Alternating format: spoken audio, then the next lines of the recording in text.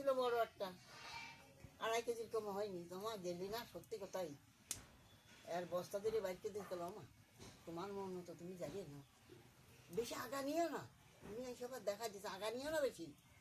আগা ফেসতা না, বাড়ি যেয়ে ফেলা দিতে পারে। গোড়া কেটে কেটে নাও, গোড়া কেটে নিয়ে খালি চাল বেরিয়েছে।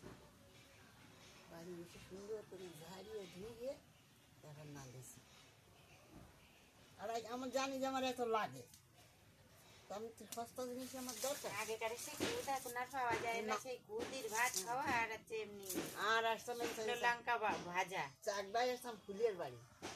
বাবা লঙ্কা ভাজা আমরা পেঁয়াজ শুকনো লঙ্কা দিয়ে খেতাম। আমরা তেঁতুল আমাদের খুদাই করলে পরে তেঁতুল লাগবে এতটা করে, 200 গ্রাম করে 250 গ্রাম করে তেঁতুল লাগবে। তেঁতুল ধনে পাতা বাটা, বাবা এখন তো ধনে পাতা বাটা ভালো লাগে না। আমাদের পালং শাক সবজি খাওয়ার জন্য আমাদের কোনো হচ্ছেই করি না, আমাদের বাড়ির নিচেই ছিল সব মাঠ। পিসিদের আমাদের আমার এক জ্যাঠাদের নিচেই নামলি এরম বাড়িতে দৌড় মারবো, ওই জায়গা মাঠ। ধনে পাতা গুছা গুছা নিয়ে এসে বাটিছি, লঙ্কা দিয়ে রসুন দিয়ে বাড়ি লাগাইছি কত, তখনই যে স্বাদ লাগিছে না, এখন তো আর ভালো কোনো লাগে না জিনিসের গো। স্বাদ নেই। কেন? সবকিছুতে ভেজাল। সব কিছুতেই ভেজাল এখন।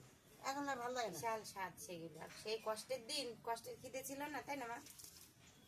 কষ্টের খিদে ছিল, তাই পেটে একেবারে যা দিতাম তাই ভালো লাগে। সেদিন কই শুকনো লঙ্কা আমার জামাই সিম দিয়ে, সিম ভাজা দিয়ে মাখাইছে, ওই খাইয়ে আমার এই তো পেটে আগুন ধরে গেছে।